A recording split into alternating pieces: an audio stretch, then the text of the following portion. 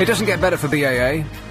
After being held partly responsible for the big Terminal 5 calamity, they've now run into a more challenging opponent than mere airport passengers. It's Her Majesty the Queen.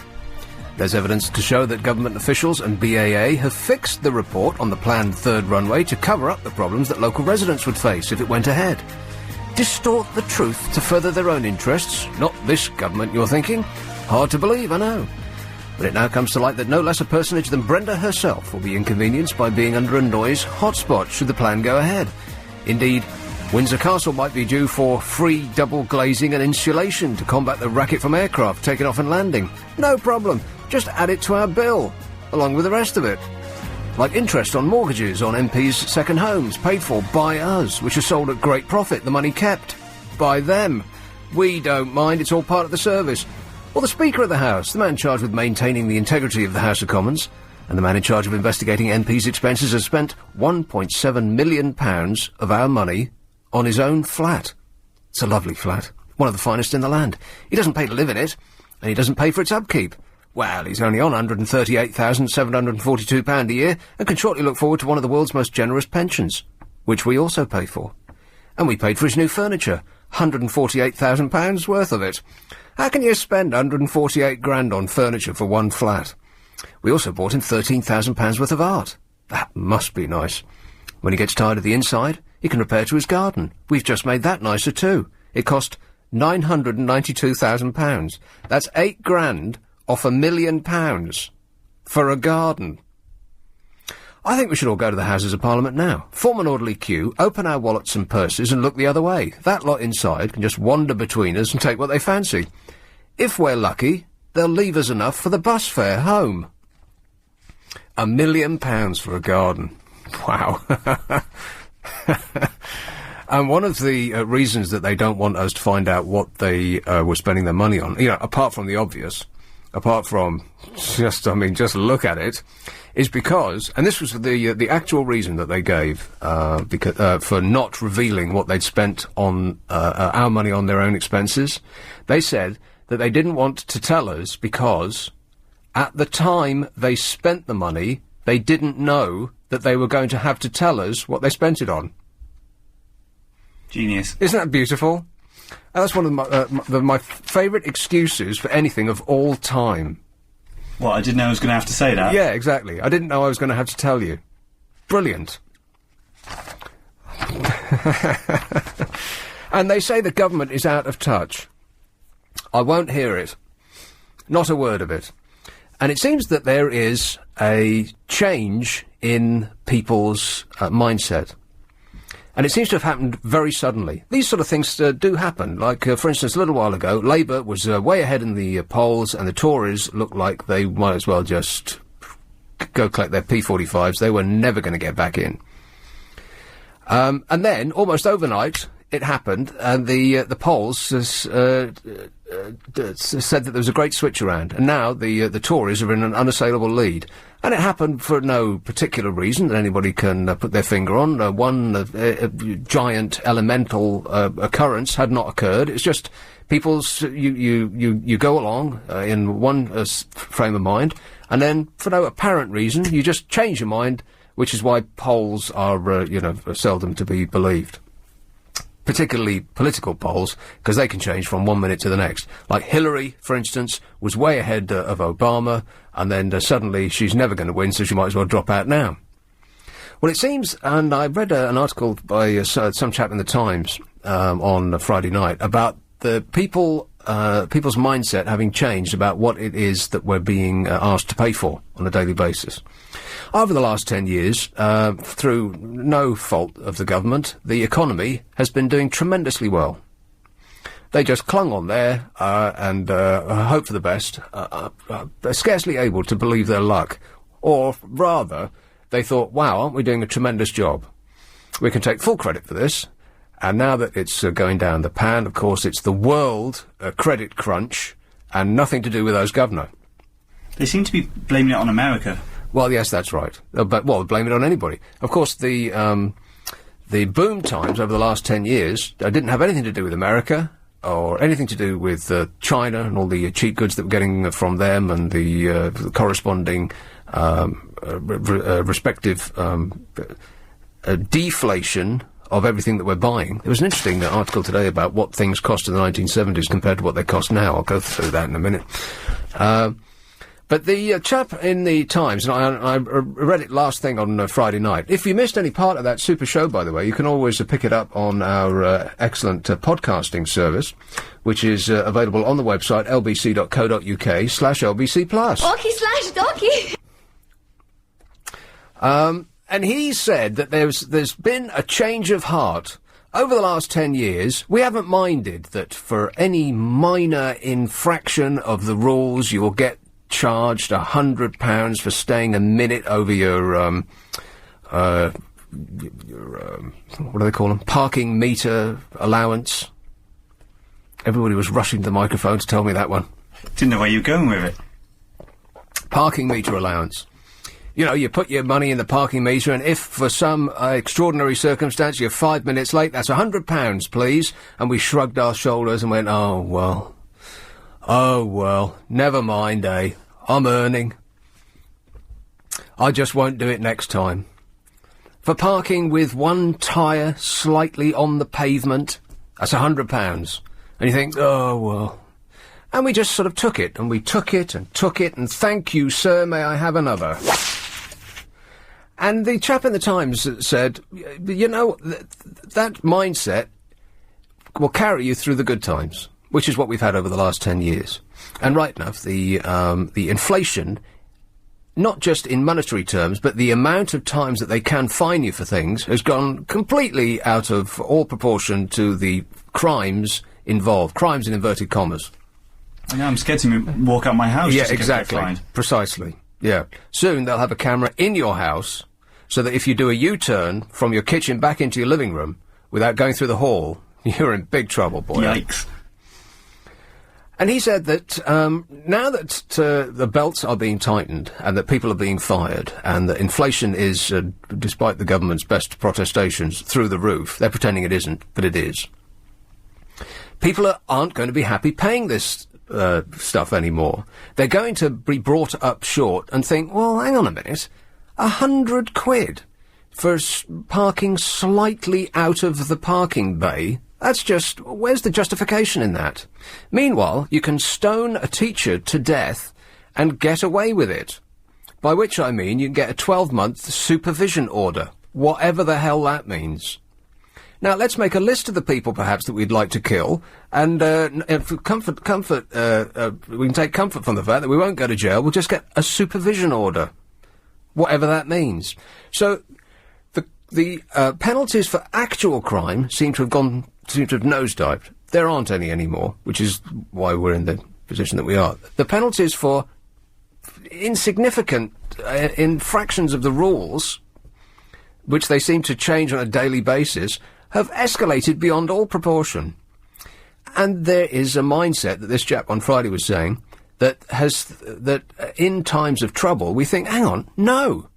This is the situation that we've been putting up with for the past 10 years isn't right. Hell no, we won't go. So why have we been so defeatist for so long? It's not, well, it's part of our make-up that we don't want to make a fuss, and we've been doing quite well lately. As far as individual earnings goes, as a country, we've done particularly well over the last 10 years. As I say, through no fault of the government. As much as they'd like to take credit for it. It's just luck. I think so. Yeah, he was a lucky chancellor who just happened to be in power when the whole world was enjoying a glass of champagne. But of course, in that position, you can take full credit for it. And then, when things start going down the plug hole, then you can run around and blame somebody else. In this case, America. You're quite right. All those nasty people over there running banks who sold mortgages to people who can't afford to pay them back. Not that that would happen over here. Oh, of course not. I'll get to the Northern Rock man in a while. But this chap on Friday in the Times, it was a column buried in the business section, I think, and almost the very same thing. Of course, it's a Murdoch stable. The Sun picked it up today, and it was in their main political column, in between the boobs and people getting lashed in Nazi uniforms, and, you know, the whole thing that they deal in. They do have, this might come as a surprise, an actual political column. They have a political columnist, a political editor, I believe, which can't involve doing very much, can it, really? But he's well thought of in the business, and he picked up this thread and virtually rewrote the idea, not verbatim, of course, because the people who read the Times they have a different mindset to the people who read the Sun. So he chopped the words in half and he stuck them in there. And that was his conclusion as well, that we've changed our mindset and we think, in a very un-British way, we're beginning to think about raising a finger of complaint. It's a start. I'll come back to this in a moment. It's a phone-in show. You can call in, but not necessarily about this, but about anything that's happened over the course of the weekend or indeed your entire life up to this moment. 0845 6060 973. It's 7:45. LBC Travel with Alan Joyce. Thanks, Nick. If you're heading into...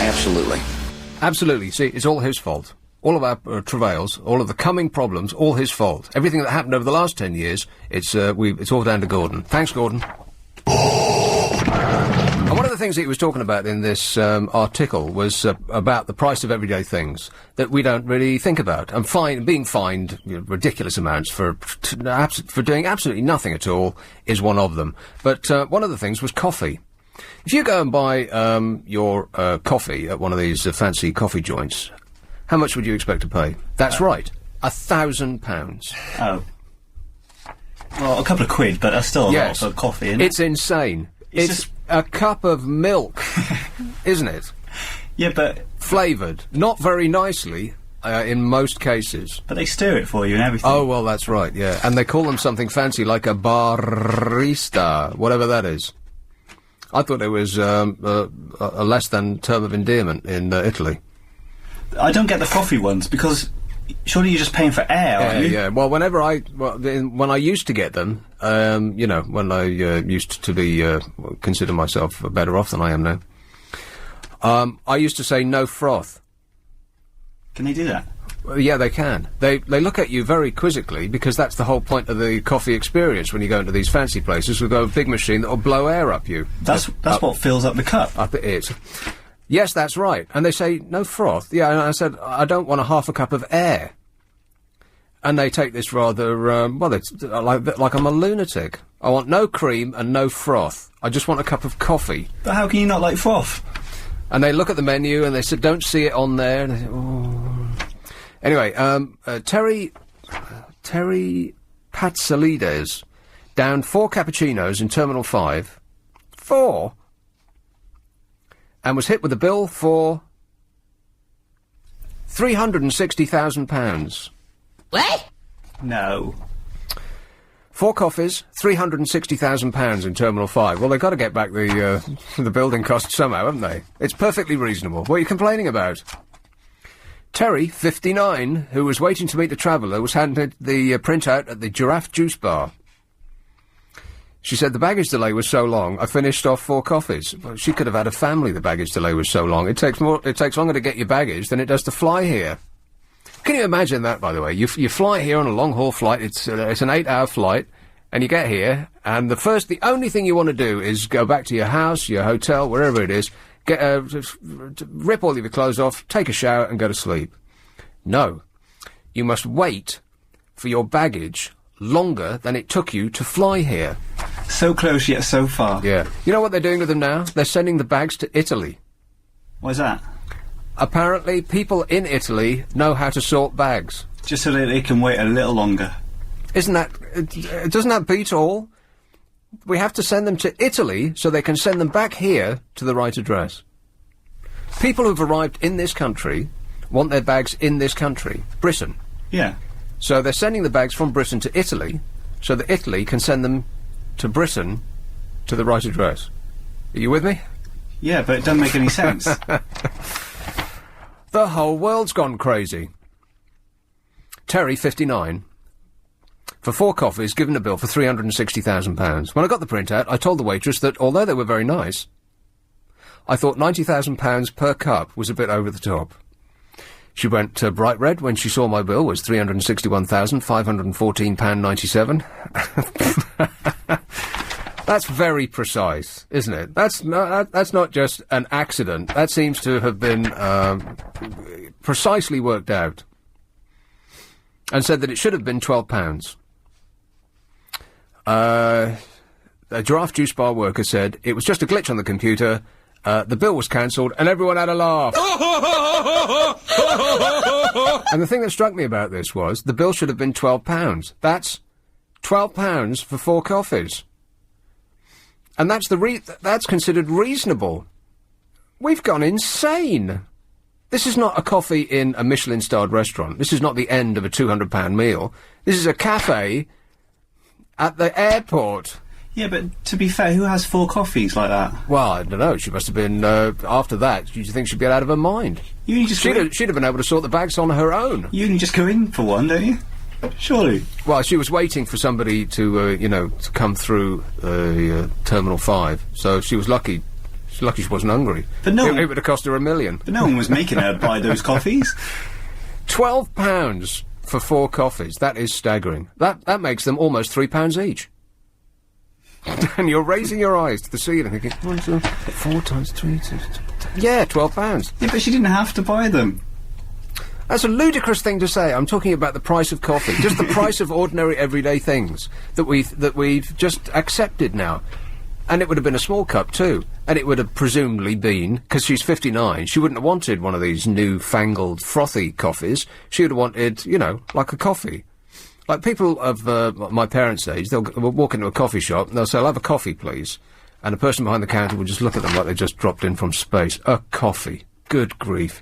Do you walk into M&S and ask for some clothes? No, here's the menu. Look at that. And it's a menu full of frappa, kappa, syrups, and I just want a coffee. Well, we don't do that. This is what she'd have asked for. Just a coffee, like you get at home. Water with a bit of milk in it, coloured brown. And I don't like brown. So for flavoured water, £12. This is unsustainable. It's like I said before, the whole world's gone crazy. And that's just one of the things that are going to stop us short when we start to think about it, because that's the key. Because I'm sure that we haven't really thought about it much. I mean, every now and again you'll get fined for this, that and the other, and it'll be irritating, right enough. But you don't sit there and you don't think, hang on, I stayed 5 minutes longer than I should have done in an otherwise completely deserted street. I wasn't holding up traffic. I didn't, there was no one got hurt. And that's £100. If you sit down and you think about it, it's just not right.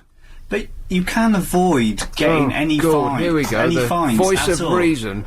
You can. You just gotta know the rules, know where the line is, and just don't cross that line. And stick to it. Yeah. It's impossible. No, it's not. It is. They make it impossible. You drive to London on any given day, even at the weekend, which is the only time that a sensible person would drive into London, unless you're super rich and you've got your own parking space in town, and try and find a parking space. There isn't one.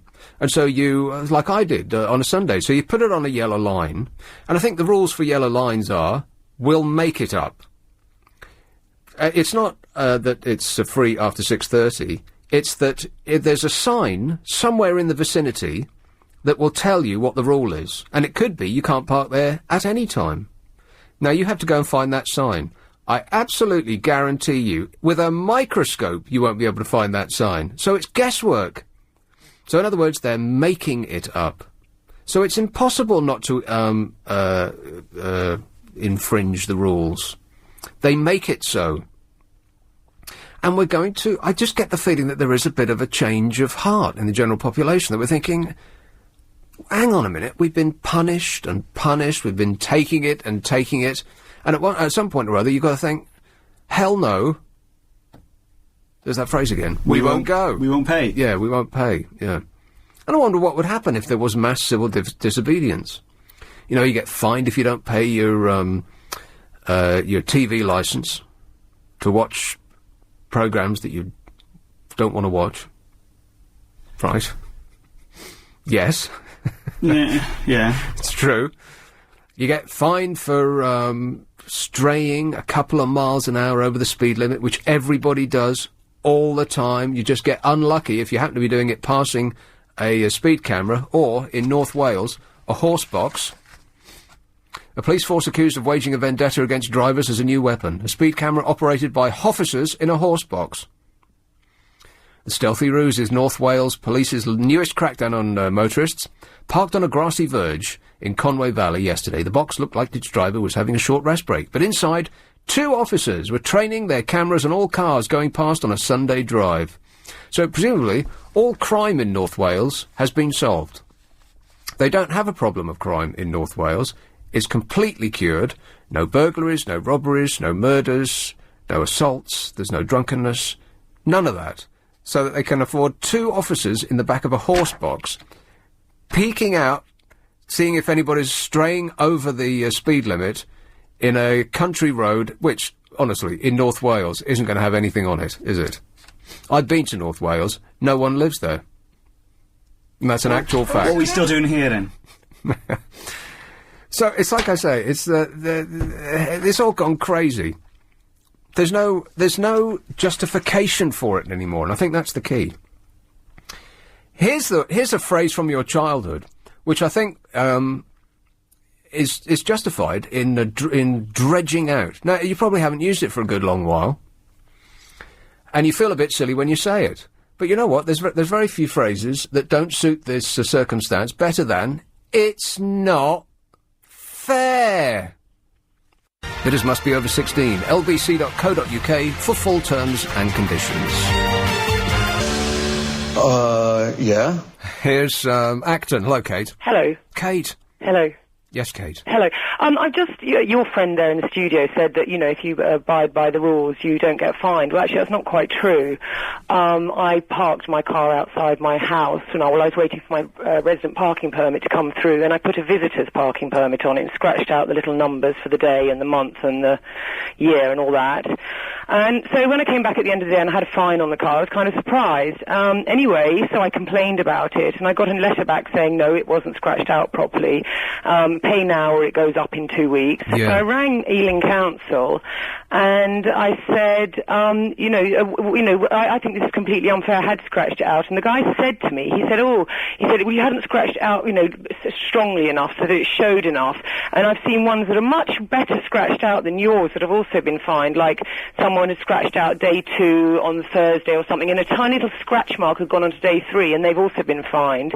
And I said to him, well, if I complain about this, because you have to wait a month to complain, and then I fail again, will I have to pay the increased fine?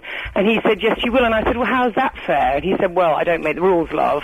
And I said, what do you recommend I do? And he said, to be honest with you, appealing is an exercise in futility. And I quote that from a worker at Ealing Council. Well, I think the reverse is true. I think you should complain, and there's a lot of evidence to suggest that you'll be successful. Well, the trouble is you I know, it's a gamble. They just send you the standard letter saying you haven't been successful, and then when you try and take it further, they say, sorry, I've had this before with parking fines, because I've often appealed, but, they say that you can't take this any further, there's no one you can talk to, so right. Then you've got to, take it to court, and no one's prepared, you're not prepared to do that over 30 quid. That's why we just pay them, even though I do agree with you completely that we're just lying back and taking it. Mm. OK, well, on behalf of the government, Kate, thanks for lying back and taking it. OK, thanks. Cheers, all right. 0845 6060 973. You see, that's exactly what I'm talking about. That wasn't even a crime, if you want to put it in those terms. It was a mistake, at most. And it's like I said before, it's just not fair. And we've been taking it for such a long time because, like she said, to complain is just, it takes up your entire day for a start. You want to contact any organisation, it takes your day. Whether you're calling a credit card company about something that doesn't look right, or your bank, or if it involves the phone, it takes a day. Listening to Greensleeves for hour upon endless hour and pushing a button till you've got repetitive strain injury. Surely it was just an isolated case, though. Shut up. Here is Banstead. Hello, Charlotte. Hello, Nick. Charlotte, I'm all right. Do you think that Willie Walsh, the chief executive of British Airways, do you think he should resign over the chaos at Terminal 5? do I think he should take resign? responsibility. Well, isn't the most of the fault due? Yeah. I don't know. It won't make any difference. If he does resign, he'll get such a staggering amount of money, I bet, that his life will probably be better without a job than with. Yeah. So if you want to punish him, so make him stay at work. It probably pays less. Yeah, but he hasn't sort of... It's the buck stops with him, doesn't it? It's the head of them. Oh, yeah, I suppose so, yeah. The thing is, everything big that opens in this country is always a disaster at the beginning. And then, after a while, we come to like it. It even happened to the Dome, which you, a year or so ago, you wouldn't have thought would ever inveigle itself into the capital's good books. But now, people are saying what a great venue it is. Everybody that I know that's been there has said it's one of, if not London's best venue. Big one, anyway. But, when they had the Millennium Eve thing, slebs were queuing outside in the freezing bloomin' cold for hour upon endless hour because they've screwed it up somehow. And the Wobbly Bridge, which links St Paul's with the Tate. Couldn't walk on that for ages until they fixed that. And now, quite right, we think that it's one of the best bridges in the world. I think it's just beautiful. So you don't think he should resign? I don't really have a strong opinion about that, to be honest. I think that I don't really... There's so much chaos and there's I know. cancellations now, isn't there? Yeah. Well, shareholders might think he should resign because it's going to cost them a lot, in both immediately, as far as, fixing the problem financially goes, and in lost bookings down the line, because these people who went there aren't going to want to... Well, I was listening to the Sky News or One News, and someone was saying that British Airways' reputation has really gone downhill at the moment. Yeah, from its previous high perch. Other airlines people can use. That's right. Yeah, okay, well, I don't know is the answer to that, Charlotte. But thanks anyway, all right. Okay. Well, The Northern Rock man who presided... I mean, this is a perfect example of how failure breeds personal success. The banker who presided over the collapse of Northern Rock is to get a payoff of £760,000 for failing. Double that reported when he left the bank in December, according to accounts to be published today. Now, there's an update on this, I think. His actual amount that he's going to receive is way beyond that, and it's staggering. I'll just continue. It also emerged that senior directors at the Financial Services Authority, the regulator charged with the supervision of the bank, could pick up bonuses of more than £250,000. The people who were supervising... I mean, the buck... Charlotte was wrong. The buck doesn't stop anywhere. It just carries on, and it's as though you've launched it into space, and it just goes on forever. It's no one's fault. The people are charged with supervising the bank that failed are going to pick up bonuses of more than £250,000. Please explain that to me now. I double dare you. You can't do it. Yes? It was in their contract? Exactly right. It was in their contract, yes. See, if you and I screwed up on a gigantic level, we'd be out in our ear, right? We'd be asking for spare change, please, by the end of the week. Management, however, totally different. And the reason that they pick up these giant golden goodbyes is because they can.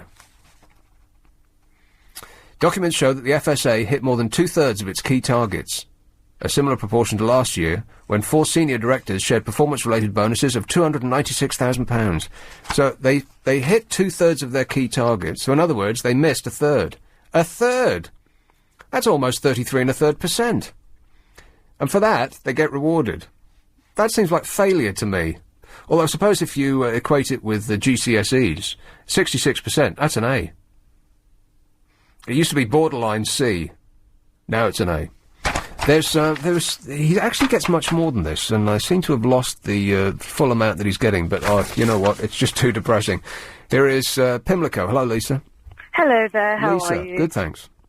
Well, I mean, what you were just saying, that's outstanding. I think if I, fell below my margins by that much, I'd be demoted. Yeah. But it all adds up to just the madness that we are all allowing to go on, without a complaint in London. It's absolutely becoming crazy. I mean, this issue with the parking tickets, there's that dude who's there with you who sort of chimed in, well, you can avoid it if you play by the rules. Yeah. I mean, it's ridiculous. We're hearing all these calls coming in of people who are getting tickets for no just reason. No. And, how are you supposed to avoid it when they're making such monumental mistakes? And then they just dump a ton of red tape on you, and you're supposed to devote your entire time to complaining about a parking ticket. Exactly right. It's come to the point that we just expect it. I mean, when I come back to my car on the few occasions that I do park it in the middle of London, first of all, I don't expect it to be there. Yeah. I think that it will have been either nicked or lifted onto one of these lorries, and I'll be able to go and pick it up in the car park underneath if you're lucky. Hyde Park. Exactly. Yeah. So I first don't expect it to be there, and so when I go around the corner and it's there, my heart soars. And it's then a relief, isn't it crazy? Yeah. And then, of course, there's the added rumble of fear as you approach the car to see whether there's anything flapping on your windscreen. Well, yeah, you've been clamped. I mean, I know now that they've got new laws where they're just going to clamp persistent offenders, but who cares? I mean, they're making so much money off of these tickets. And the fact is, Nick, is that nobody is doing anything about it. If this is France, there'd be riots. They'd be pulling up bits of pavement and throwing them through buildings. Burning the Houses of Parliament. They'd be complaining. And we don't complain about anything. I think we've factored it in. Yeah. We factored it in to the everyday cost of life. We just assume that sooner or later we're going to get one. But why? Why are we all just accepting it? I mean, the cost of living is going up so high in London that, it's becoming like a, survival of the fittest, it's becoming, you go to I've just been to the supermarket and back just to buy a few things. £50. £50. It's one shopping bag. Yeah, that's right. A shopping bag is £50 now. You can count the amount of money that's going out of your credit card by the amount of bags you got. Just times by 50. I dare not go and pop into my local, supermarket of an evening because I just know it's going to be £50 or thereabouts. Yeah. And you're not shopping at Fortnum's, are you, Lisa? Oh no, no. I can't afford it. No one can. No one whose name doesn't end in ski. No. Lisa, I've got to go, but thanks very much. Nick. Bye. 0845 6060 973. It's 8:15. LBC Travel with Karen Mercer. In Greenford. Absolutely. Here is Enfield. Hello, Harry. Hi. You was referring to about golden handshakes. Yeah. My answer to that would be quite easy. We live in a democracy. We vote for these kind of directors around a boardroom. They come to an agreement, they get their money, and they bugger off when things go good or bad or otherwise. And that's the way it really is. And I'd like to quickly change the subject in regards to parking fines and things. Yeah. I experienced a situation in East Ham about a year or so ago where I drive a little van. And I didn't observe the situation, but briefly, like commercials or even large commercials can't go down this particular street. I realised in my error, I did a U-turn, gone back up the street, then about a month later, I got 2 fines in the post. One for going up the street and one for coming back down the street for a total of £200. Right. Yeah. You evil criminal, you, Harry. Yeah. So my question to them at the time was, how the hell do I get out the street if I can't go back down it? And they said, well, nothing to do with us, Governor. Yeah. Stay in the street, so to speak. Right, okay. And they call that democracy. Thanks, Harry. Uncle. Anyway, better be off. All right. Bye. Yes. See what I mean? As like a mistake. And that's the key, isn't it? They're mistakes. You stay 5 minutes longer than you're supposed to. You know that there's danger there. Your entire brain is screaming at you. Warning! So it's just a mistake, that's all. But there's no leeway. But what happens... Stone someone to death in a playground, and you'll get off with 6 months supervision. Tons of leeway there. Get caught 175 times, I'm not making this up, nicking stuff, go to court for that 175 times, and you still don't go to jail. The judge said, I see a chink of light. If I treat you leniently, you might not do it again. 175 times. Leniency there, coming out their ears. But for us, for tiny little mistakes, none at all. But it does go on your permanent record. Shut up. The Northern Rock thing, I've just found the amount that this chap's being paid. And you've seen pictures of this guy, this Adam Applegarth, right? It's almost as though he released a picture to the press. Or the press could only get one snap of him, and they're using it in every paper, and it's of him with a beard, on what looks like Dress Down Friday. It looks like Dress Down Friday for a man who lives on the street. He's trying to look as less like someone who's got money than anybody I've ever seen. So he's got a beard, and he looks all scruffy, and he's arranged his facial features into what passes for sorrow. It's as though he's saying, sorry, like, this is hurting me as much as it's hurting you. You know, all the poor sods who had shares in this bank, who are now looking at a piece of paper that says, well, they might as well try and bank the piece of paper that it's written on. Northern Rock paid for a ring of steel to be thrown around former boss Adam Applegarth's home after he received threats from shareholders, it emerged today. The state-owned bank spent between £5,000 and £10,000 on enhanced security arrangements for the heavily criticised former chief executive who left in December. Mr Applegarth, who's been blamed for the aggressive expansion strategy that led to it being forced to seek emergency funding from the Bank of England last summer. They say it's his fault. Well, he was running the blooming thing, of course it was. Further details of Mr Applegarth's controversial payoff were revealed today in the Stricken Lenders 2007 report and accounts. You ready? Are you ready with your, calculator? Because this is going to be a big number. Oh, hang on. £760,000 compensation, payable in 12 monthly instalments, until he finds alternative employment. And what the bizarre thing about this is, in managing a company that trades in shares, a FTSE 100 company, no amount of screw-up will prevent you getting another job. It's as though they're floating on air, these people. Yeah, but surely sometimes it is, cheaper to keep them in the job, because what's the cost of actually hiring someone new and training them up and all that? As well as his £760,000 compensation, he was given an extra £346,000 top-up to his pension fund, taking his total to £2.62 million. This is for screwing up, one of the biggest screw-ups in financial history. Right, so have you totted it up so far? He also received £785,000 in pay and benefits. If you add that together, it's £4.6 million. Yeah, that's what I got. £4.6 million. I wish I could screw up in such a manner. Wouldn't that be great to be that much of a screw up? I think I'd be. I wouldn't come into work. I'd be so wealthy. I wouldn't even speak. I certainly wouldn't speak to the likes of you. Thanks. Unfortunately, I'm doing moderately well. If only I was if only this show was an absolute catastrophe, think of the money we'd earn. Here is New Malden. Hello, Tara. Hello. Tara. The biggest screw-up ever, I think. I don't know where to start, because we're talking the Millennium Dome, which is now O2. Yeah. Which is some guy architect really thought he made it. Look at Bognor Regis, Billy Batman's. Have you ever looked at that site? Bognor Regis? Yeah. No, I haven't. Well, in Butlins, that is the Millennium Dome. It's been there for ages. What is? Yeah. No, what is? The same design. Well, they got a temporary tent in Bognor. It's not temporary, it's been there for years, and it's exactly the same as they did the Millennium Zone. I don't think that it looks it's not a nice-looking building. I think it's hideous. Neither is the Millennium Zone, which is now O2, which we paid for.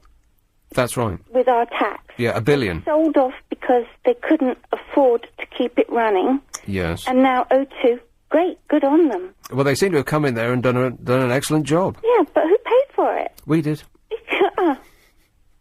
And that was supposed to be our, millennium Our job. crowning glory, yeah. Yes. To show off Britain to the world. Absolutely disgusting. A shame. I mean, just look at France, the Eiffel Tower and stuff. I mean, every other country did well. We just look like plonkers. Well, the Eiffel Tower's been there a good long while. Let's compare it to things that have just recently gone up in Paris. Like, well, you'd have to say La Défense, but then that's only comparing that's comparable to Canary Wharf, which I think Canary Wharf is quite nice. I mean, it lacks personality right enough, but then it's a bunch of office buildings, so of course it does. But I think it's built quite well and of nice materials. So that seems like a success to me. The government? Oh, well, no, I mean, that was paid for by property developers, wasn't it? I'm sure that we didn't pay for Canary Wharf. No, but we did for the wreck, which O2 has done very well now. They have, beautiful, but... Well, it's just the British way. Everything that every grand project seems to collapse on opening. And then gets rescued eventually. I'm sure that Terminal 5 will be a fantastic addition to Heathrow. It's just that Heathrow's in the wrong place, and I've said this before. Yeah, I know, because now suddenly aeroplanes seem to be flying nearer me than before. Where are you? New Malden. Oh, New Malden. Yeah, they're hanging around now and circling, and I don't think they know where they're going for ages. But there you go. Yeah, well, it's life, Tara. What can you do about it, eh? Oh, c'est la vie. Thanks, Tara. 0845 6060 973. What? Lapsing into French? Here is pretentious Toi. Sidcup. Hello, Marion. Hiya. Marion. Talking about traffic wardens. Yes. They're going to get a new cap, have you heard? I couldn't care less. I could think of one for them. I'll tell you about that in a minute. But go ahead. My next-door neighbour is a very elderly lady. She's in her 80s. And she said to me this morning, could I run her up to the doctor? So I said, yes. And we got about halfway there, and she said, I feel sick. So I said, OK. So I stopped the car. Take your mouth away from the phone a little bit. We're getting a lot of breath.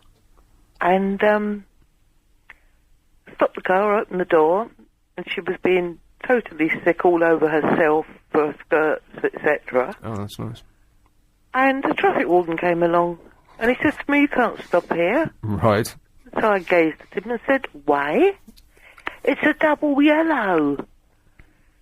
So I said, what am I supposed to do? When somebody's being sick all over herself and the pavement, etc. Yeah. Use the glove box? He said, take her up the doctor's. I said, that's where I was going. You'll get nowhere with that kind of attitude, Marion. No, I know. So he said, you can't stop here. Yeah. The road was completely empty, so I said, OK. So I trucked round, got my bag out, and told 999. And explained to the ambulance people what was happening. The ambulance turned up. Two whopping great ambulance men got out and told him politely where to go. Well, not politely, where to go, and took her to hospital. Right. You'll be getting the fine in the post, Marion, for that criminal behaviour. How could you? No, it's all right, because the two ambulance men said, gave me their names, their numbers, etc. And said, if you have any trouble, just get in touch. Right, well, they'll go and taser him or something. Use those things that say, clear, bzzzt. Marion, I've got to go. Here comes the new news. This is LBC 97.3. This is 60. It's LBC. Call me on 0845 6060 973. It's 8:30. Let's have one in Ealing. Hello, Anne-Marie. Oh, everybody dance. Let's have one in. And here we go. Ealing. Oh, hi. Anne-Marie, you have to turn the radio down. Oh, OK, sorry. Done. Excellent. You're on the air. What can I do for you? Okay. Yeah, I just wanted to have a little bit of a moan about the BA. Moan, yes. I'm sorry. But you know what? My long weekend was ruined. Right. Ruined by Terminal 5 and their fiasco, British Airways. I was supposed to go to Amsterdam with a friend for a long weekend. Mm-hmm. I had to argue with them to get my money back. For what? Despite them texting me saying, go online, book your flight, book your seat. Went online, did all that. Then I had to phone them up on Friday and say, is the flight going? It was, yes, it's going. No, it's not going. Anyway, eventually, it was cancelled. My flight was cancelled. And I had to argue with them to say, I want my money back. I want my money back. Well, were they refusing to give you your money back? They weren't actually refusing. They were saying, well, we're offering to give you something else, and why don't you take the other flight? I said, because I'm going to get to Terminal 5. You can't guarantee the flight is actually going to get away. Anyway, I don't want to be sitting around an airport for 3 or 4 hours when I've only got a long weekend. Oh, it's a nice airport, though. Oh, great. And apparently the shopping was good, so I could have spent a lot of money on my shopping. Yeah, there you go. I've gone nowhere. Why even go to Amsterdam? Amsterdam, what has Amsterdam when you've got the delights of Terminal 5 to compare it to? Bulbs. They haven't got any bulbs. They haven't got any bulbs? Bulbs. No, you're right, though. They don't have any bulbs, no.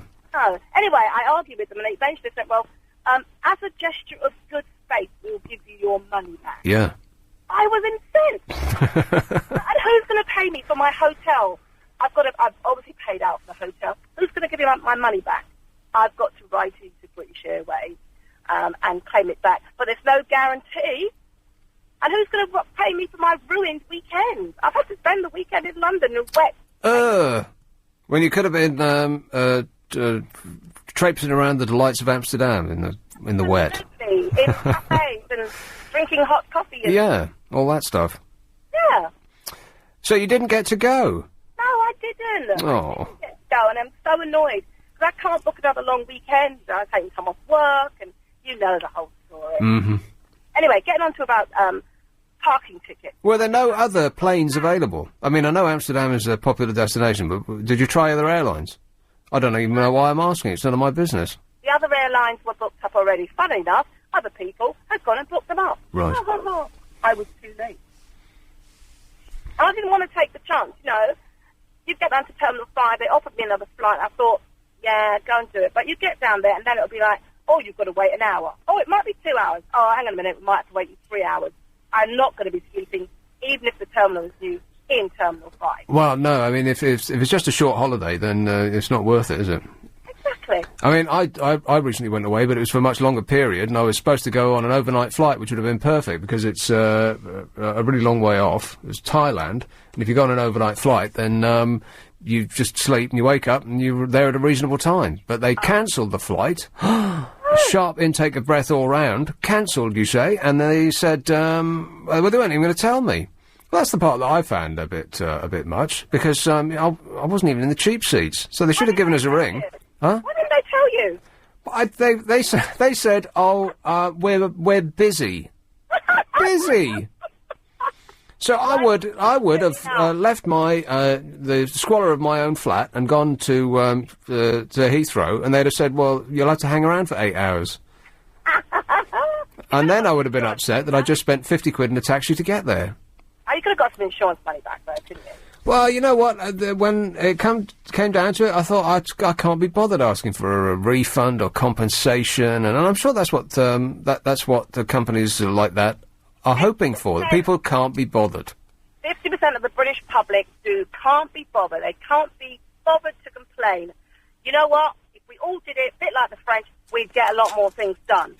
And I'm going to complain, and I'm going to write into them, and I'm going to go and sit down and do it as soon as I get back home tonight. Because you've made me that way. Oh, me? You're scaring me, Anne. A little bit, I have to admit. Oh, okay. Well, anyway, thank you very much. All right, thank you. Bye. 0845 6060 973. I like the woman previously who called you a dude. Did that one skip by you? That was borderline sexual harassment. I've been called a dude many times. I very much doubt that. You're the least dude-like person I know. Cheers, dude. I couldn't imagine you on a surfboard, for instance. You know, where dudes hang out on surfboards. Yeah, it's not my thing, really. Not really, no. But that did sound like... did that not sound like borderline harassment? I mean, if you'd said, dude, what's the female equivalent of dude? Babe. Babe, yeah. Dudes and babes, right? Now, if a male caller had said to a woman who was answering the phones in there, that babe who was just talking an hour, there would have been shock all round, right? But because it was dude, it was just considered, well, comical, really. But the thing is... Get your legs out, put a pair of shorts on and dance for me. But the thing is, people, you say that people are lazy because they don't complain about, their flight it's delayed or whatever. Yeah. But, people are quick to complain about, things like that, being called a dude or a babe in work, like the workplace. Well, it's become an industry where money is won and lost. Somebody recently complained about sexism in the workplace and won £2 million, which made me think, I can only dream of being sexually harassed in the workplace. Wouldn't that be fantastic? Here's Windsor. Hello, Luke. Hello? Luke. Hi, I just wanted to say, because you're always kind of belittling people who do A-levels, I was just going to say that they're not that easy, really. Right. Because an A is 80%, and hence the reason it's an A. So I just think that for people that can be bothered to stay at school, it's kind of harsh always saying, C's the older O-levels, a C is the equivalent of an A. Yeah, well, old geezers like myself... No, Nick, you're not an old geezer. Pardon?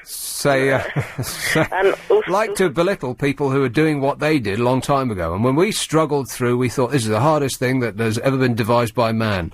And now we like to... Maths isn't easy at all. Silence, boy, I'm speaking. And when people are coming up behind us and doing the very same thing, we like to pretend that there's absolutely nothing to it. Couldn't be easier. And, fair enough. With the CEOs, like the guy that got sacked from Northern Rock... Did he get... Now, wait a minute. Did he get sacked, or did he just leave? He had pressure to leave. Right. Well, the whole thing with the bonuses, it's kind of his insurance. Because, like, with Jose Mourinho, he got sacked for no apparent reason. He's a good manager, so he got paid. But when Steve McLaren gets sacked, he got a big payout, but he's lost all his credibility, so he's not exactly going to get hired again too quickly. So it works both ways, I guess. Well, no, it doesn't. It works. In essence, what you just said is right, but it doesn't work both ways for the rest of us. The rest of us don't get £2 million for screwing up our jobs. Yeah, but in those high-powered jobs, that's what either keeps them there. Well, otherwise they go off to the next bank, like Merrill Lynch or whatever. So it's kind of the safety net, because that guy ain't going to get hired again, is he? So yeah, I bet he's in Malta or somewhere. No, I bet he's in paid employment by the end of the year. Well, there doesn't seem to be any level on which you can fail when you get to his that strata of management. He's lost all his prestige as a CEO, so he's not going to be able to move up the employment ladder. He's not able to climb the ladder very high again. So, that would be a logical conclusion, Luke. But experience suggests that that's not true. He'll have people queuing around the block to hire him. Another football example, Capello. They had to again. It's an incentive, because no one wanted the England job after Steve McLaren messed up.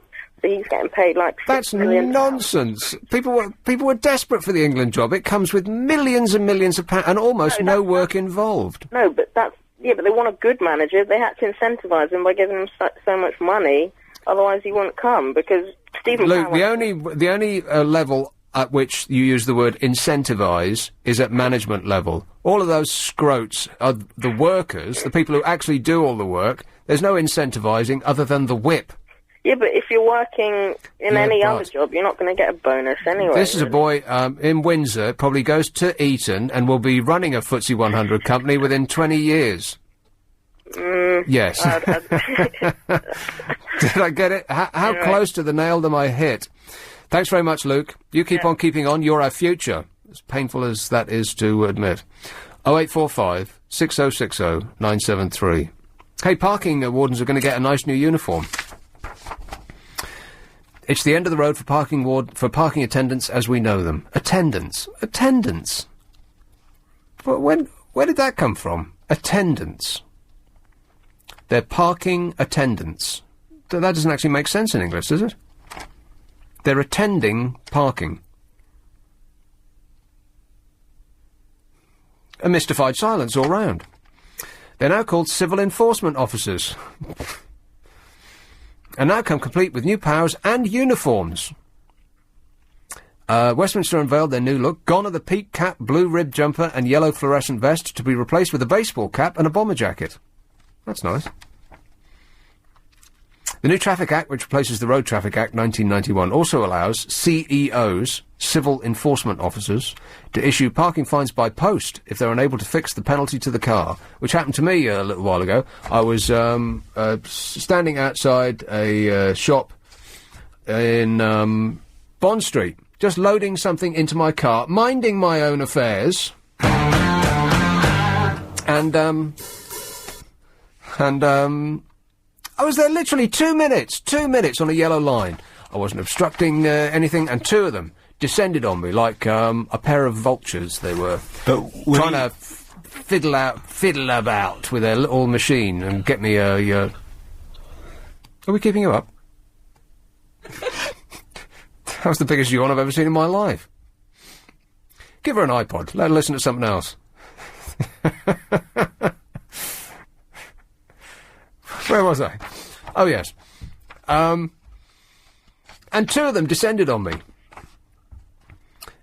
And I thought, oh, blimey. Yeah, I just sort of shrugged my shoulders. There's another £100 gone. I'll just add it to the cost of the thing that I'm buying. You know. That's just life in London, I thought. And they were fiddling about, and there was something wrong with their machine. And I thought, oh, hang on a minute. I'll start loading my car a little more quickly. Maybe I'll get lucky. And they were fiddling and frowns on their face, and they couldn't get it to work, and some paper was coming out, and it wasn't the right thing. And I just backed slowly away and drove off. Hurrah! But were you or were you not on that yellow line? Oh, shut up. Awful man. Yes, I was. Guilty, Your Honour. Unless anybody from Westminster Council is listening, in which case that was just a story that I used to illustrate what might happen if you were foolish enough to put your car on a yellow line in Bond Street. It was a fairy story, if you like. A fantasy I dreamt up. 8:45. LBC Travel with Karen Mercer. In Greenford, there... That? Affirmative. Thank you. Here is Wallington. Hello, Joan. Hello, Nick. Joan. Oh, Nick. Oh, the end of this parking thing, by the way. There's a picture of one of them there, and he looks, well, it looks like an Italian parking attendant. Really? He looks stylish, Joan. Oh. That will make the pill less bitter, eh? Oh, of course. As well as handing out parking tickets, they will assist if the public are worried about antisocial behaviour, report suspicious activity, make a note of vehicles without tax discs, and try to prevent crime by alerting drivers who forget to hide valuable items when they're parking. Joan, they're there to help us. You know, proper criminals, they get their day in court, don't they? Yeah. Before they have any punishment. Yeah, before they're let off, yes. Yes, before they're told to not do it again for 170 times. Hmm. Can you believe that, by the way? I mean, that's just... yeah, what's going on there? The judges have fudge between their ears. Maybe that's why they're called judges, because it rhymes with fudges. Well, I've been listening to one today. Ah, no, you were at the Diana trial. Can't talk about that, though, really, can we? I know. Unfortunately. I know, but I did go up there, therefore I went up past Whitehall again. Now, let's talk about, not the trial itself, but what the experience of going to the trial is like. Is it still a packed courthouse? It's never...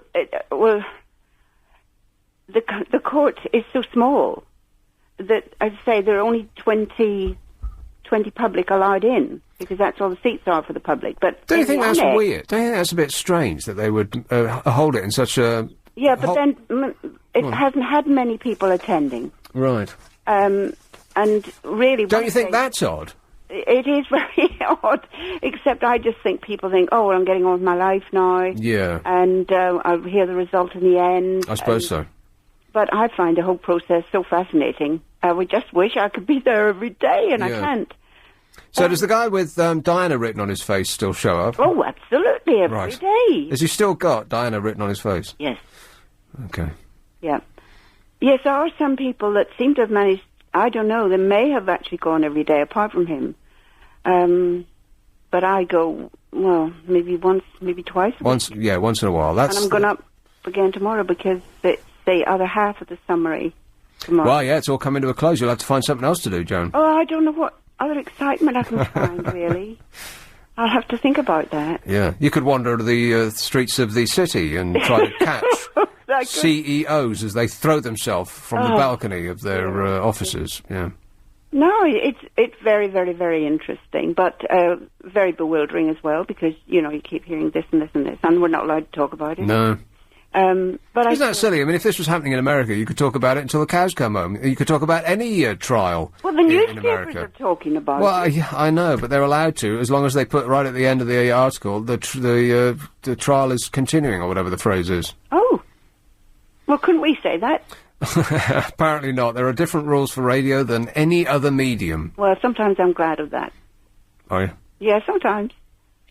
Well, you don't get any swearing. Well, no, that's true, yeah. Unless you listen to the BBC, and then they why swearing like a drunken sailor they are, Joan. Weird, isn't it? Yeah, it is. No, I like it the way it is here, anyway. Right. You feel comfortable, eh? Like an old cardigan. I haven't got one of those. Haven't you? No. Well, you strike me as the sort of person who would. I'll post you one. You think I wear cardigans? Yeah. You think I wear cardigans? Well, what, nylon jogging suits? What do you go out the house in? Not cardigans. Right.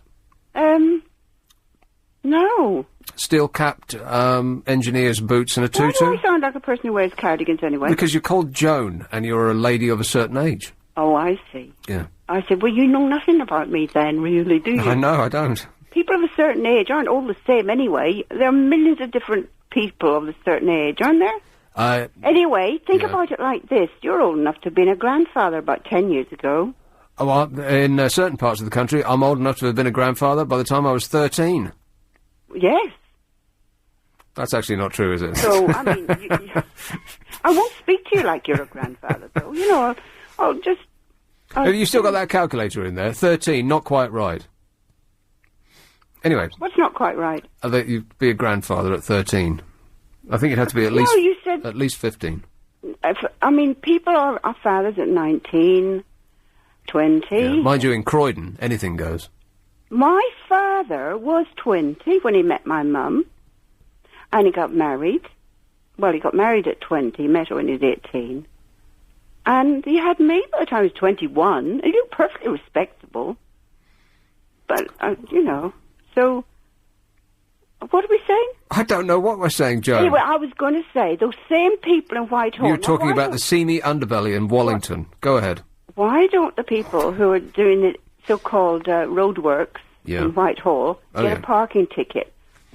Because they've been there for months. Forever and a day. Absolutely nothing. I know, nothing seems to happen. Yeah, you're right. The same two men were looking at a different piece of wood today, but they had a little piece of paper in their hand, and they were standing together, looking quite serious and looking in a different direction.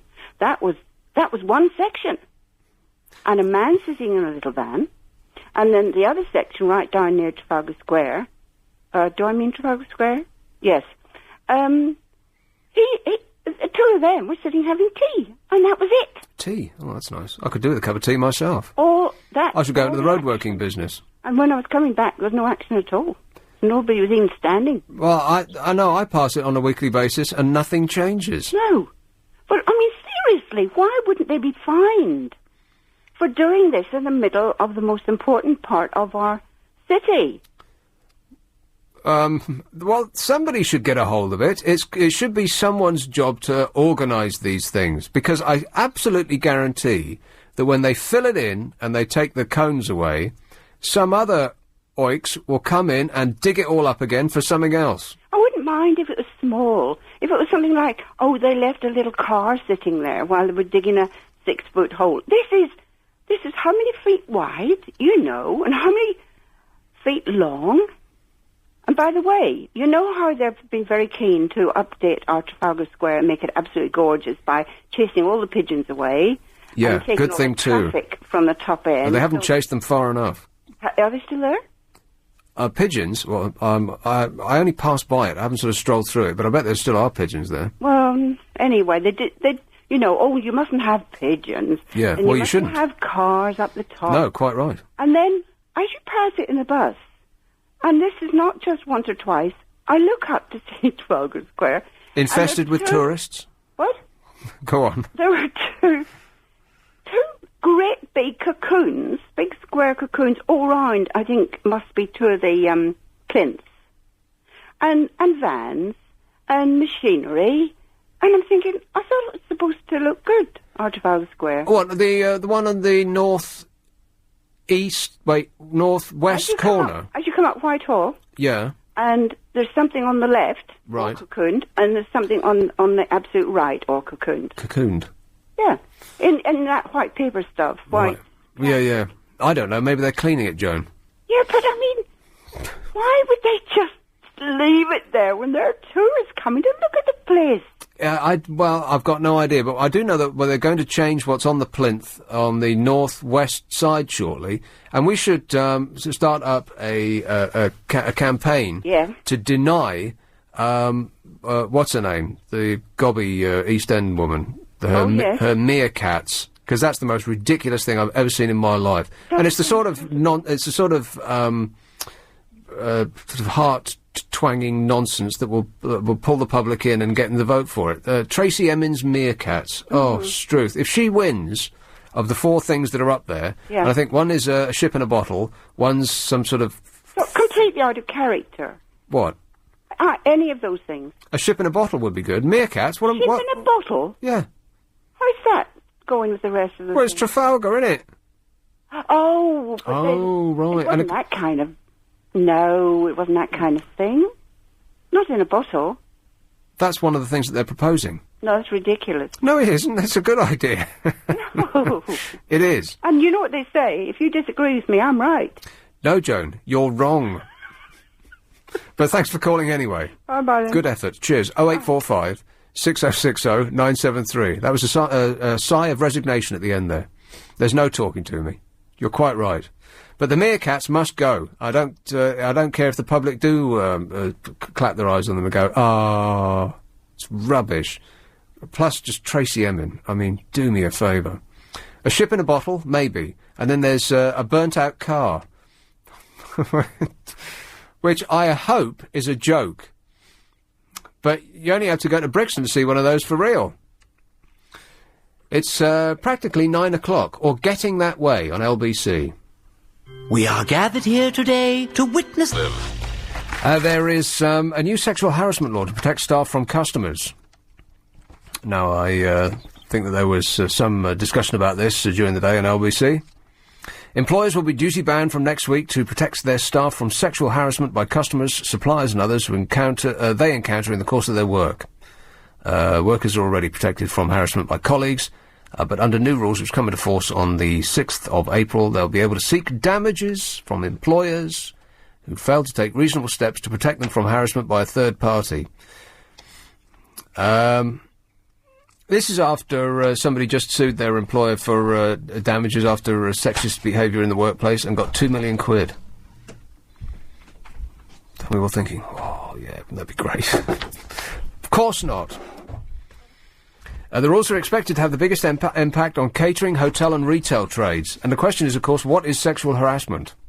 Is calling you a dude, which is the male equivalent of babe, sexual harassment? And, of course, I would suggest that if you contact your lawyer, the answer is probably yes. And I'm at fault because I didn't protect you from it. Were you having a good think about that, were you? Not prepared to comment? Part of it might be men don't understand when women are flirting. Apparently, we don't have the ability to recognise it. Some girls merely flutter their eyelashes, others snuggle up close and play footsie, while the really forward type might venture a touch on the thigh. A touch on the thigh may be quite continental. Everybody. What?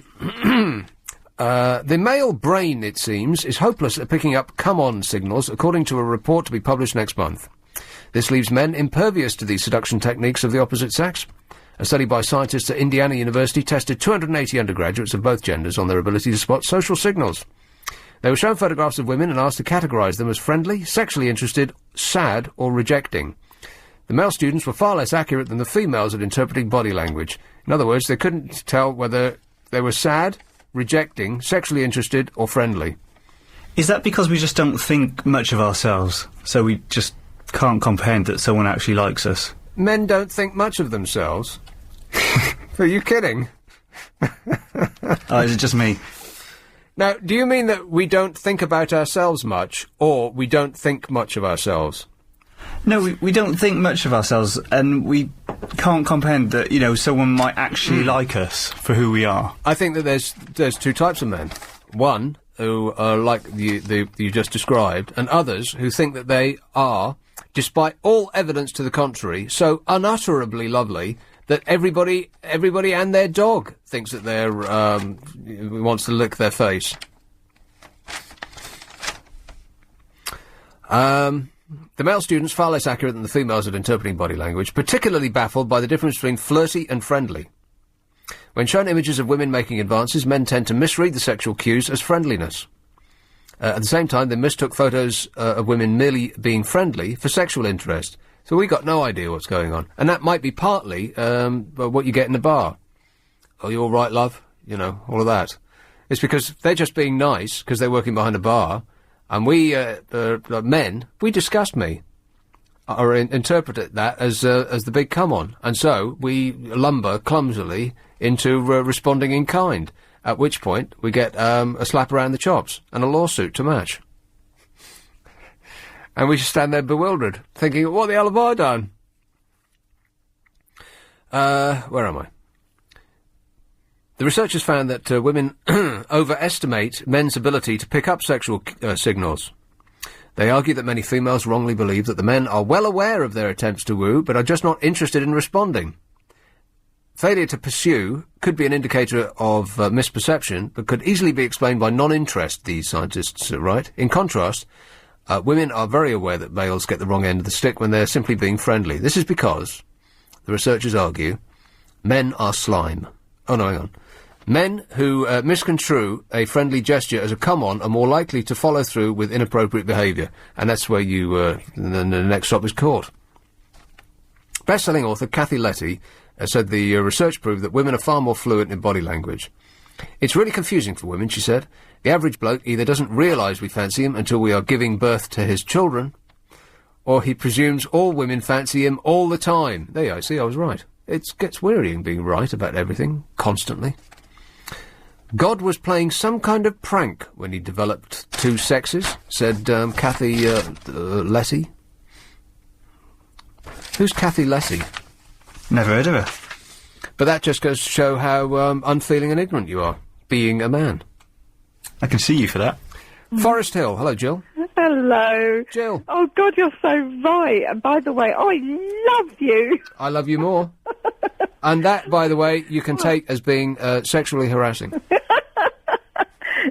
Well, I owe you £2 million. Oh, yeah. You all heard that, didn't you, listeners?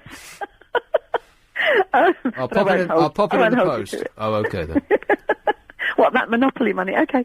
I was going to say, God, you really make me laugh. Stop laughing. I can't help it. I've got Nickitis now.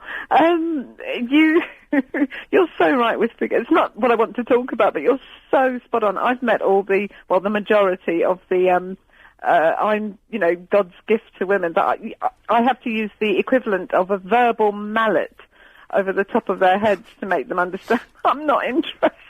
Right. Which is, anyway, so lovely. They'll learn eventually.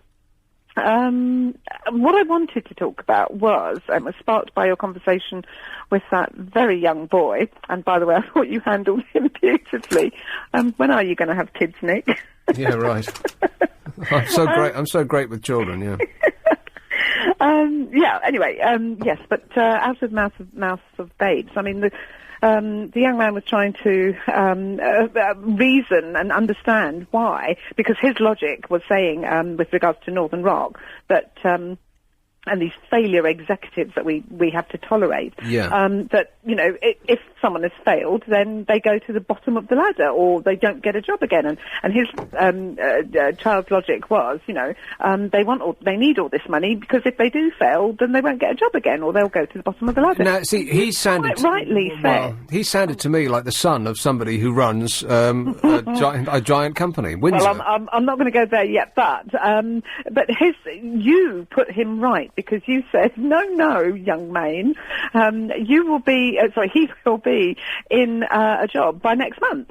And you're quite right, and it's absolutely incensed me. I'm sorry, I'm going to have a little rant now, because it's absolutely incenses me that these failure leaders, if you like, executive and business leaders, so-called, are allowed to fail and then jump back on right at the top of the cake. It seems to happen every time. Yeah, but the reason being is because they have their connections. That's what the young man either realises because his dad is, one of them, or fails to realise that it's all down to their old school. This old school network is still thriving. Well, I think that's one of the reasons that they can negotiate such fat contracts in the first place, is that essentially it is a small group, and they do all go to the same clubs and wear the same ties and have the same funny handshake. Absolutely sickening. And with our money now, excuse me, that Northern Rock man's got my money, your money, and every other listener's money on that's listening now. I mean, I'm absolutely outraged by it. I really am, and I wish we were more like the Americans. They'd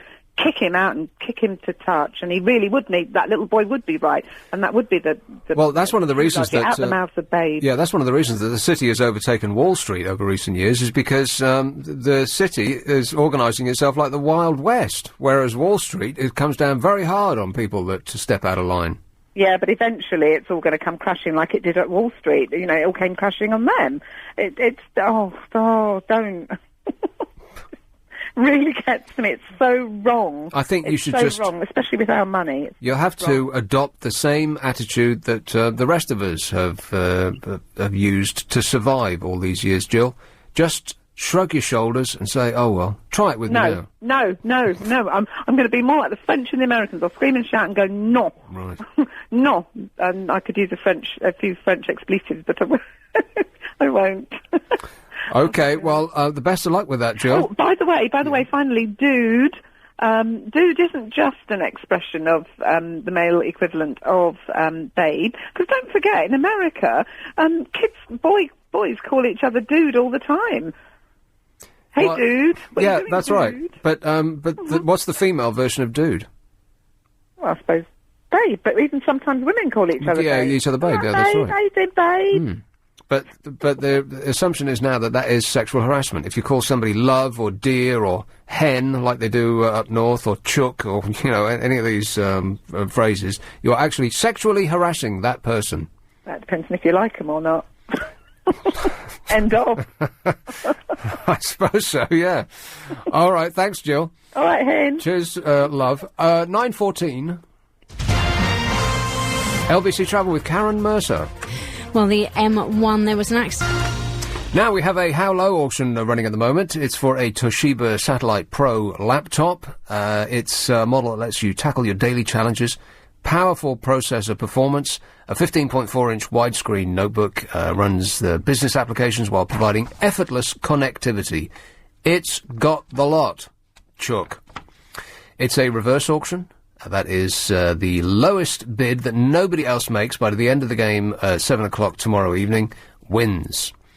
To enter, text your bid in the following manner. Text LBC plus your bid in pence to 88821. If you were to bid £1.07, for instance, you'd text LBC 107 to 88821.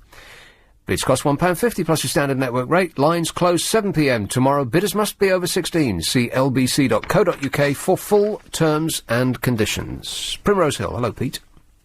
Hello, babe. I'm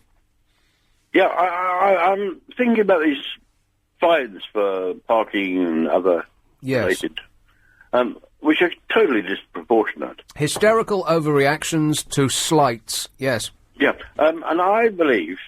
I've got an argument to say that they should be means tested.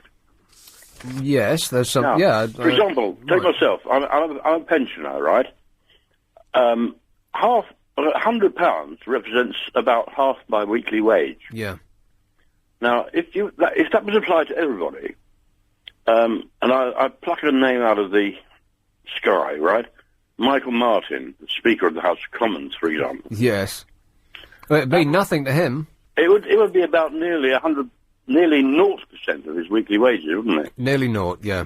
And if he paid half too, I've worked it out, it would come to about £3,800 of his weekly wage. Which I think would be great. There's absolutely something to be said for that. Yeah. Put it another way, £100 is almost my weekly rent. Well, it's very close to my weekly rent. For Michael Martin, Speaker of the House of Commons... Yeah, to pluck a name it's about at random. 0% of his weekly rent. Right. However... In fact, less than 0%, because he's getting £26,000 or something for his house in Aberdeen, which he doesn't even have a mortgage on. However, it would be insane, wouldn't it, to get charged £3,000 just for overstaying for 5 minutes on a parking bay? No, 3,800 actually. Right. No, I don't think it would. I think he should pay that. Just him. I think it'd be great. not just him, but people that earn £800 million a year or whatever it is. You know, Yeah. Well, fines should be... Yeah, it makes sense to means test some fines, but perhaps £100 should be the maximum, and then they get discounts for people like... no, I don't want £100. I think maybe it should be, for me, like £10. Yeah. And for Michael Meacher, well, 380 quid. Right. Or whatever it is. But it seems to me that it's such a huge amount out of an ordinary person's salary. Yeah, it's ridiculous. And as I said before, and I think that the public's mind is changing about this. We were putting up with it because we were all doing quite well, and the economy was flush, and it was just that British, oh well. But now we think, hang on a minute, this isn't right. This is way too much considering the infraction of the rules concerned. Yeah, you're but right. are we prepared to take to the barricades? I ask myself. Yeah, no, not the British way, really. No, but it should be, really. I don't know. It's a nightmare, really. We'll leave that to the French. Yep. Pete, okay. Thanks very much. Thanks, Ben. The Speaker was in the papers the weekend, of course. Refurbishing the home and garden of the Speaker of the House of Commons has cost the taxpayer, guess how much? That's right, £1.7 million for his flat. The bill includes more than £700,000 on furnishing. 700 grand on furnishing. How can you spend 700 grand on furnishings? For a flat? To know. Well, right enough, you could spend 700 grand on an exquisite credenza. If you bought one that Louis XIV stuck his panties into. Depends how big the flat is, isn't it? The disclosure that more than £100,000 a year has been spent on furniture, art and refurbishment. That's 100 grand a year. Not just 100 grand. 100 grand a year on furniture, art, refurbishments will add to intense pressure on Michael Martin, who is leading controversial attempts to block the disclosure of MPs' expenses. And that's incredible in and of itself. That they're trying to block disclosure of it is staggering. I mean, if that's not an admission of guilt, I don't know what is. But... Oh, God. No, but if you were in a job where they said, oh, you have all these expenses... Yes, I would take them for everything I could. Exactly. Like everybody else. Because at the time... They don't make it right. But at the time, you didn't know that you were doing something wrong. They know they're doing something wrong, it's just not against the rules. That's all. Big difference. They're within the rules, but they know they're doing something wrong, which is why they're trying to keep it from us. Why keep it from us if they have nothing to hide? They've suddenly realised that after all this time, we might as well have set fire to our money, the good it's done us. And after all this time, they've realised, oh, the public are turning against us. There must have been great swathes of periods in which they thought, well, this waterfall of cash that we're all sitting under will never dry up. Because it's all secret. The public will never find out. Ha-ha! And then something inconvenient called the Freedom of Information Act came in. Now, that, of course, doesn't mean that we have freedom to find out information that they really don't want us to find out about. But stuff like this, I mean, if they refuse everything, then it just looks like a joke. So they have to give us a little tidbit every now and again. And they did. They threw us a few crumbs, and they thought, oh, well, we'll let them have that. We'll let them have the John Lewis list, and that will satisfy them. But it just whet our appetite for more. I bet they were a bit taken aback by that. I bet they were quite surprised at the intense furore that occurred in the newspapers. Have I pronounced that right? Do you hit the E on the end of that, or is it just furore? No, I'd put the E on the end. You're just guessing. So are you. Well, that's two of us just whistling in the dark. We need to import an expert. Anyway, I bet they're all a bit taken aback by it in the House of Commons. I bet they thought that the good times would never end. To hell with the rest of us. I mean, the economy goes up and down, but it never touches them. They can all look forward to one of the most generous pension packets in the world, paid for by them. No, kidding. Us. Right, but the thing is, now that they've already furnished their flats, they can't kind of take all the furnishings out. They can just kind of curb their spending. That's as much as they can do now, isn't it? Information released under the Freedom of Information laws shows that since 2001, 148 grand has been spent on furniture for Speaker's House, 191,000 on new air conditioning, 13,000 on art, and 291,000 on restoration and refurbishment. In total, taxpayers have spent £724,000 on the residence since Mr. Martin, 62, became Speaker in October 2000. £750,000. A further £992,000 has been spent on his garden. How the hell do you spend almost £1 million on a garden? Those shrubs must be fantastic. The lavish programme, which is even more costly than the controversial redecoration of the official residence of Lord Irvine, the former Lord Chancellor, follows a series of other questions about Mr. Martin's use of lavish taxpayer-funded perks. Continues over. I've just ripped apart the story that I actually needed. Oh no! Hang on a minute. Continued from page 1. He's fighting. He says, "I'm shocked but not surprised." This is the bloke in the white jacket. What's his name? Martin Bell, who's been fighting sleaze. Not very successfully, you'd have to say, since 1997. You keep it up, Martin. He says he's surprised but not, or shocked but not surprised. The Speaker should be setting a good example, he said, and he's not. MPs have got to get their palace in order. We are close to a state of constitutional crisis. Well, that's kind of what I've been saying all along, isn't it? Constitutional crisis. I suppose that's a very serious way of putting a great change of mind. A sea change. Norman Baker, a Liberal Democrat MP, says this is obviously a lot of money. It's important the Speaker's residence is maintained, but all of us have a duty to ensure that public money is well spent. Mark Wallace, the campaign director at Taxpayers Alliance, said, and he's been very busy lately, Taxpayers Alliance bloke, these are stupendous sums to spend on just one residence. The Speaker is well paid and receives generous allowances as well as a free house, so it's excessive for him to be billing so heavily for furniture, art and cooling systems. This is compelling evidence that Michael Martin is a completely inappropriate person to oversee his MP's expenses. He enjoys the high life all too much himself. That is staggering, isn't it? It's like putting a bear in the charge of the honeypot. Speaker's House, which is situated under Big Ben. I didn't know that. Under Big Ben, in the Palace of Westminster, is regarded as one of Britain's most opulent taxpayer-funded residences. Officials disclosed yesterday that there are also plans to redecorate the Speaker's study and staterooms and restore the upholstery. So we haven't finished yet. Isn't that amazing? Spokesman for the Speaker refused to provide a full breakdown of the cost of the refurbishment. I bet they did. And on and on and on it goes. It emerged that he had used air miles gained at public expense to fund business-class flights for his relatives. He's paid 138 odd grand, refused to give up rights to one of the most generous pension systems in the country.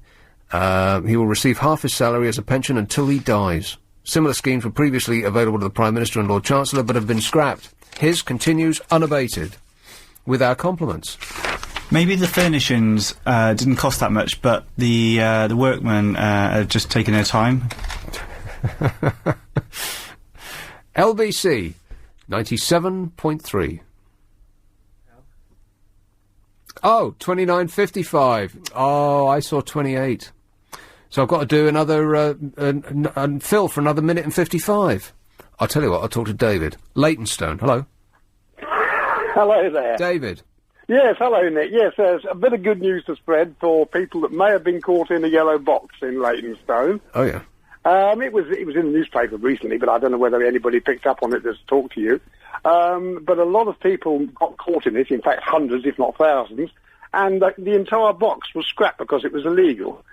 And they used to sit there in their one of those little cars with the camera on the top and capture people. Did they? What? Like they don't have anything better to do? Absolutely. Nothing better to do, of course. This is one of these mid-junction boxes that you can't sit in stationary, right? Absolutely, and it used to queue up to the traffic lights, and of course it was almost impossible not to get caught in it occasionally because people would nip out and get in front of you. That's right, yeah. Isn't that maddening? You think that you move forward because there's a space for you, and some oik nips around you and takes that space, leaving you stranded in the middle, the stuff you see when you leave your Bren gun at home. I must just tell you completely by the by, I was actually avoiding going into one of those boxes today, and two people nipped round the outside of me on a ghost island, and managed to sort of side-by-side squeeze up and take a space. I mean, it was absolutely ridiculous. If it wasn't so dangerous, it would be laughable. Maddening, eh, David? Oh, totally maddening. Anyway, this is the Yellow Box Junction in Leytonstone. Coming back to that. You have to be quick. If anybody got caught on that and had their picture taken, appeal to Waltham Forest, you'll all get your money back. Right. Because the whole box was deemed illegal, and now it's gone back to just a keep clear box. But don't hold your breath, though, eh? Don't hold your breath, but everybody that has appealed did get their money back. So. All right. Thanks for the good news. Hello. Hello. Yes, this tide of naming children stupid things, which has been started by various celebs, has now taken on a bizarre turn. You know that kids these days, they text each other. They've all got repetitive thumb injuries because they're texting 200 times a day, and internet speak as well. Nobody puts any vowels in words anymore because you just can't be bothered. B-O-V-V-R-D, bothered. Given the unstoppable rise of text language, it was only a matter of time before children's names went the way of traditional English. Sure enough, text-style versions have begun to appear on birth certificates. Anne, A-N-N-E, has been changed to Anne, A-N. Anne, as in Anne Girl.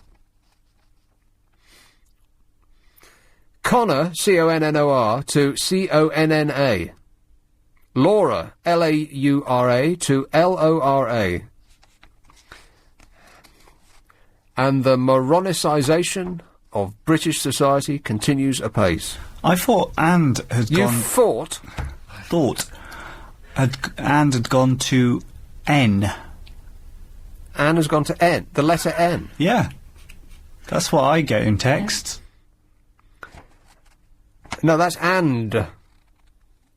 No one calls their child and. Well, I take that back. Almost certainly someone has. 6 boys were named Cameron, that's C-A-M-R-O-N, instead of with an E in it. I'll have an E, please, Bob. According to the online parenting club Bounty, one girl born last month was named Felicity. Taking the first E out. Felicity. And numerous young chaps were named Samuel. Spell Samuel.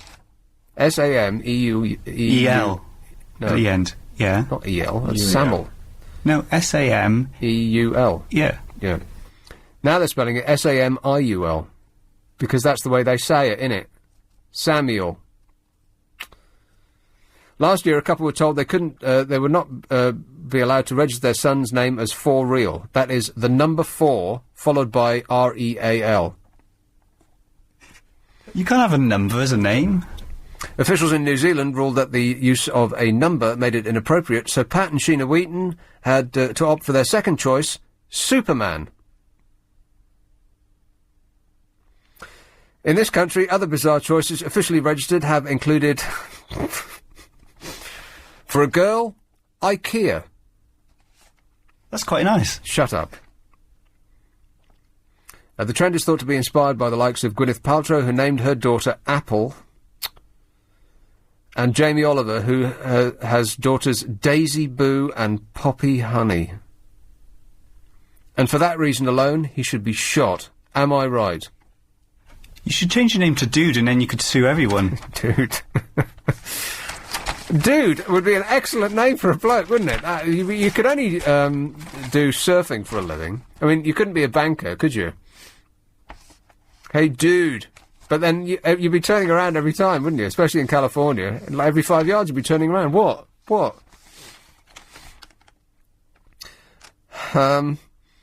The spokesman from this company that did the research said some of these new and different names are a way of that parents have to give their children a unique identity. What a dopey thing to say. All children have a unique identity. They're people. It's similar to the thinking that goes into naming a new brand product, for instance, something to make them stand out from the crowd. As well as IKEA, recent girls' names have included Paprika, Caramel, Bambi, Fire Lily, Skylark and Tame, which apparently stands for the apple of my eye. Oh, someone get me a bucket. On the textile names, John Dunford, the General Secretary of the Association of School and College Lecturers, said it was possible that new mothers and fathers had lost the ability to spell. I think that's the problem. Here's one on the M25. Hello, Harry. Hello? Harry. Hey, yes, hello, how are you? I'm all right. By the way, great show. I usually only listen to the other Nick on the way into work. Yeah. But you caught me late. I was calling up Dude. Dude. Dude is, it's more like, I'm an American, I think you can tell. Yeah. But Dude is not, it's like, what's up, dude? You know, like, how you how you going, geezer? It's the same thing. It's not like geezer, though. Dude is, Dude is actually an old name for a cowboy, for a ranch hand. A dude rancher, yeah, that's right. Yeah, so it's, hey, how you doing, dude? So there really isn't any female, version of dude, is there? No, well, I use dude when I forget people's names, and I do that quite often. Dude. But, and you definitely don't call a female dude. Dude, no. So what would you call her? Babe. No. How you doing? How you doing, pretty lady? Can I recommend that you don't ever say that, Harry? Well, I don't know. Pretty lady? Well, only when you're wearing chaps can you get away with something like that.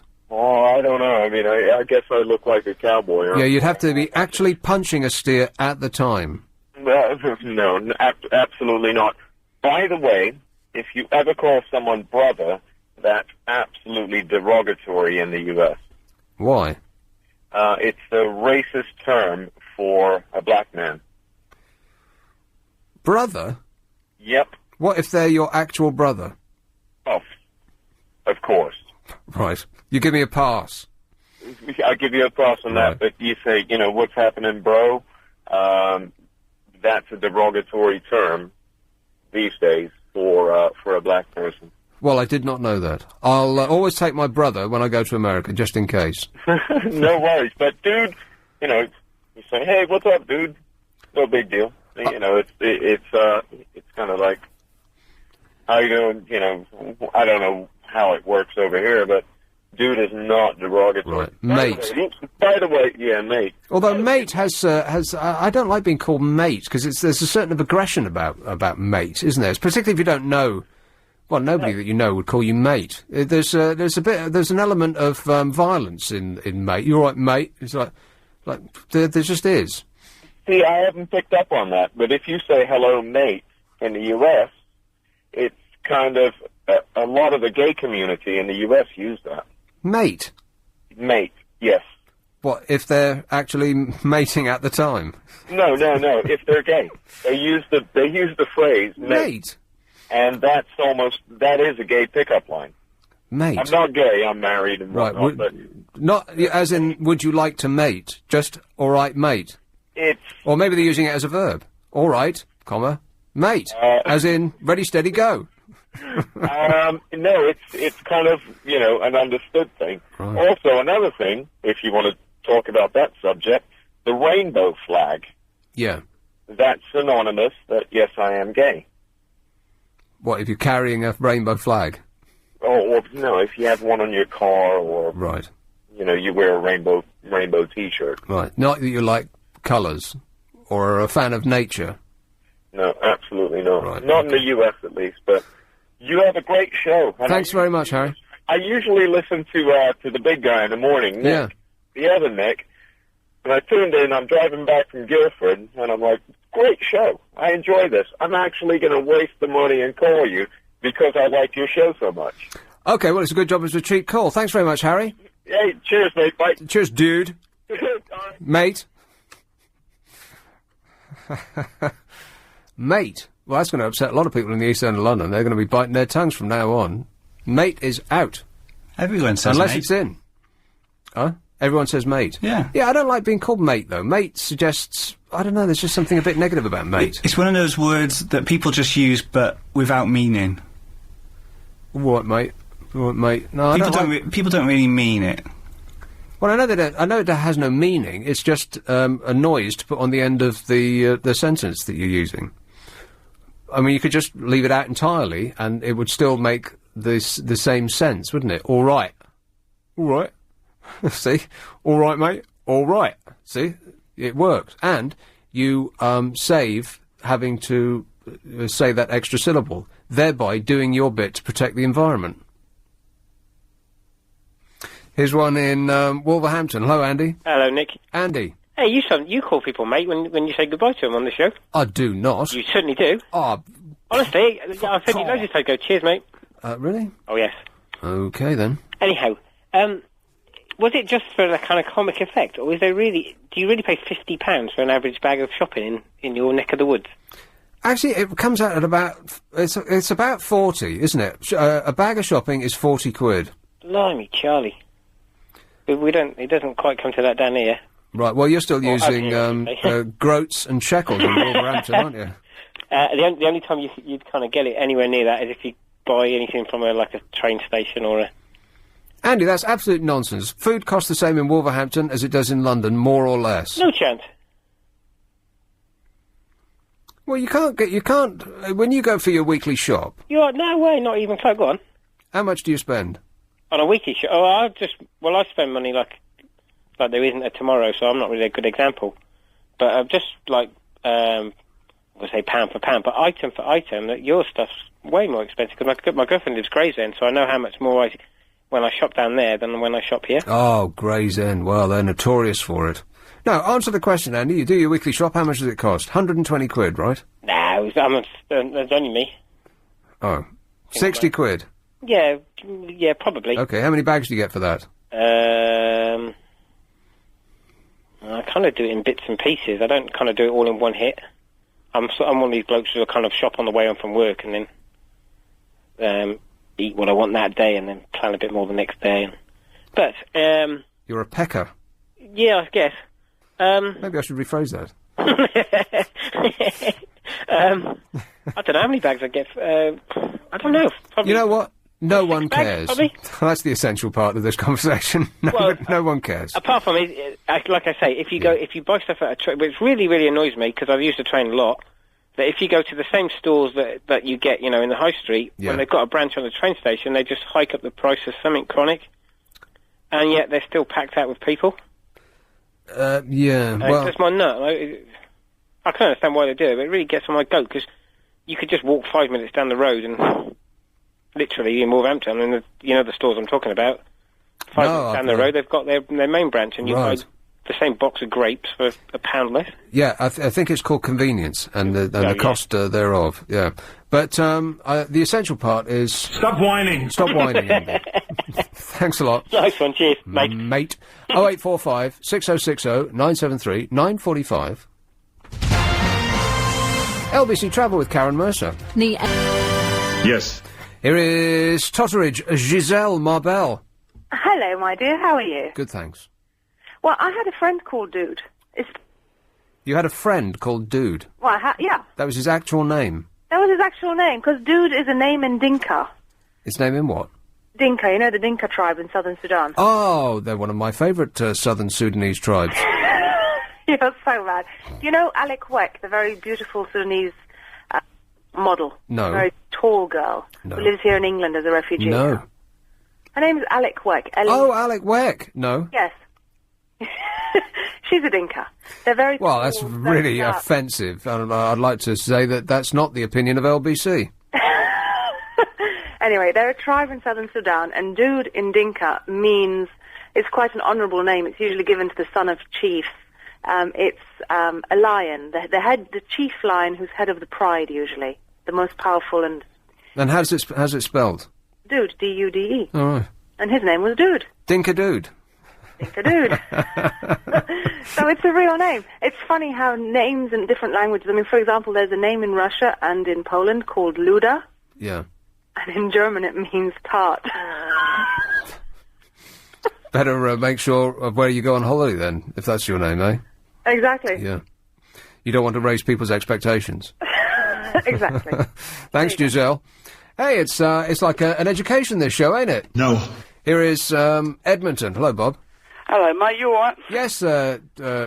Yeah, see, I'll just heard what you said about saying you find it quite threatening sometimes. Yes. Hold on, but then I know what you mean, kind of thing. I mean, I say it because it's a sort of natural thing to say, but certain people, in certain ways, they can say, I know what you mean. It can be sort of a threatening way. It's a bit. It can be aggressive, yeah. Yeah, I don't know. I was trying to think of how to describe it, but I don't know. I think sometimes people say it in a cocky sort of way. Or they spit it out, and it can go on the back of a threat. Yeah, quite yeah, easily. yeah. Whereas love can't. No. And the other one as well is son, saying son. I mean, Yeah. you can't say son to someone who's older than you, but people do. I can see why people get annoyed with that as well. Like, all right, son, and you know.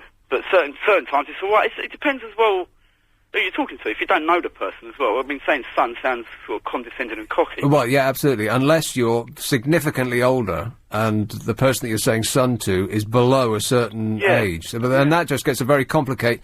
It's actually quite a complicated equation, that. And if you get it wrong, it can be offensive. Well, the whole thing is, actually, so when I phoned up, I just sort of phoned up straight away, and then I've been thinking about it, and there's a lot to it. You can, it all depends on the type of person, the situation, and everything else. But I don't know, mate. Yeah, I suppose people, you're right. I just phoned up to agree with you, basically. Right, okay. Thanks, Bob. All right, see you later, mate. 0845 6060 973. It is actually quite a complicated process, isn't it? We just throw these words out, knowing that we either are or are not giving offence. But if you try and work out what the difference between offence and not is, it's a very fine line that we just calculate in an instant and throw out with mostly with success. Is only on the only occasionally do we get it wrong, and when we've said it, we know that we've got it wrong. But if you try to define getting it right and getting it wrong, what the difference between the two is, it's almost non-existent. I think it's all to do with tone, though, because when Bob just said goodbye, mate, it sounded quite nice. Yeah. Yeah. Tone. I suppose that's that definitely comes into it. Yeah. Mate. Here is Tooting. Hello, David. Hi, how you doing? Good, thanks. Yeah, I just wanted to give another angle on the mate discussion, which is becoming quite philosophical, actually. Being from Australia, mate has got a different connotation. It's, you know how girls have friends, and then they've got their girlfriends, who are, like, close friends. Right. In Australia, guys have got friends, but then they've got mates. And then mates are generally the guys that they've grown up with. Yeah. So very, very close friends. So I understand what you're saying about maybe the use of the use of it in England, where people can use it in an aggressive way. But it's actually it can actually be used as a term of endearment, like these are my friends. You might introduce to some people. But then if you're introducing a really close friend, you'd say, this is Jack, he's a mate of mine. And it's used in a slightly different way. Well, I think that if Australians are using it in a particular way, we will shortly too, because the English language got coloured by Americanisms for a little while there, and which still goes apace. But I think Australians are mounting a rearguard action because Australians use the English language in a very colourful. Well, it's colourful. I'll have to use that word again. In a very colourful way, and we've kind of adopted that because the British way of saying things is very kind of uptight and constipated and tight-lipped. Yeah, exactly. I mean, just for things like road signs, for instance, if you at a stop junction, our sign says "give way." What a ponderous way to put it. America just says "stop." Yeah. You know, that's the example I'll give. But I think the Australianisms have actually overtaken Americanisms now to the point that it's actually affected not just what we say, but the way in which we say it. So that people are ending all sentences on an up, and I do it myself, which is a kind of an Australian way of saying things, eh? You know, it's like your sentences are kind of like a U. They start up, they go down, and then they go up again at the end. Yeah, I know what you mean. Like that, yeah. But what's also interesting is that I think Americanisms will still come across because Australian language and intonation is being influenced by America all the time. Right. And Australia as a culture is being influenced by America when it comes to film and music and that type of thing. So even if you're getting or being influenced by Australia, you might be indirectly have influence still from the United States. Yeah, that's which is a little bit scary because when it comes to culture, let's be honest, they're probably the last people we want to be following. Well, that's a little harsh. I mean, especially coming from an Australian. Just on another note, Nick, another point. Dude, I always thought dude was the term for a camel's, Really? Yeah. Well, that's as far as we want to go there then, eh? I didn't know camels could whistle. But the stuff you learn on this show, eh? Thanks, David. I won't be referring to you as dude. But cheers, mate. All right, ta-ra. I thought it was something entirely different. I thought it was one of the other words that we used frequently that was a camel's, but never mind, eh? Australianisms that we like. Okay, let's make a list. Good day. But we don't ever use good day. Because that just is too Australian, isn't it? That's the only one we use, isn't it? I can't think of it. Now I can't think of any. We don't even throw a prawn on a barbie. We say barbie. There you go, there's one, Barbie. Now, that's not an Americanism, is it? No, we say barbecue, don't we? We don't say Barbie over here. No, I suppose not. I got it completely wrong. I don't know what I'm talking about. You're just making it up. I am making it up, yeah. Let's have this one here. He's shaking his head. All right, not that one there. I'm uncomfortably just shy of a show, aren't I? It's 6 minutes? I've got 2 minutes to fill. Oh. Now, I could start a story that I meant to do earlier on, and it's about women drivers. But I think that you could get a whole show out of that, so I'll leave it till tomorrow. It's about women. If women drive badly in a car, it's not women's fault, it's the men's fault. Because we're telling them what to do? Where men are moaning, and anybody that's put under pressure like that, it's a self-fulfilling prophecy. If men sit there and drum their fingers and tut and, all the rest of it, then it almost forces the driver, who in this example is a woman, into making mistakes. It's men's fault. Well, that makes sense. By which I mean your fault. Not yours. Once again, you failed me. Sorry. Failed the human race.